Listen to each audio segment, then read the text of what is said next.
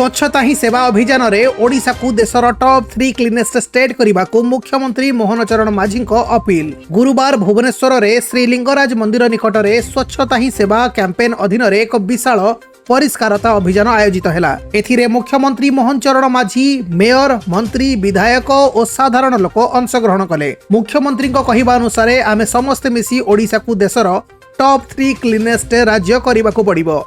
देवी पाधर पोखरी पाखरे एक पेड़ माँ के नाम 2.0 कार्यक्रम रे गछ लगाइथिले। एही अभियान बीजेपी चिंताविद पंडित दीनदयाल उपाध्याय 110तम जयंती को उद्देश्य करी आयोजित होइथिला। मथुरा रे जन्म, जनसंघर संगठनीय नेता और बीजेपी प्रेरणा स्थान थिले उपाध्याय। मुख्यमंत्री कहिले राज्य सरकार समस्तंकु मूलभूत सुविधा देवारे प्रतिबद्ध। से आहुरी कहिले अलियारू कोयला उत्पादन करी सेथिरु विद्युत उत्पादन करिवार प्रयास शीघ्र आरंभ हेबो। एक दिन एक घंटा एक साथ नामक मास परिष्कारता अभियान खारबेल भवन रे आयोजित होइथिला।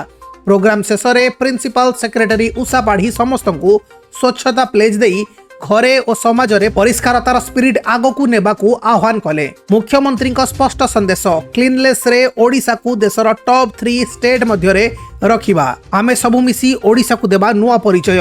एहा थिला ओडिशार स्वच्छता अपडेट। वर्तमान पई एतिकी न्यूज। जदि खबरटी भल लागिला गोटे लाइक कर दियंतु। ए जिनिस को नै आपनकर मत कोन कमेंट करि जणांतु। ए भली लेटेस्ट न्यूज पई खबर तुम पई को सब्सक्राइब करंतु।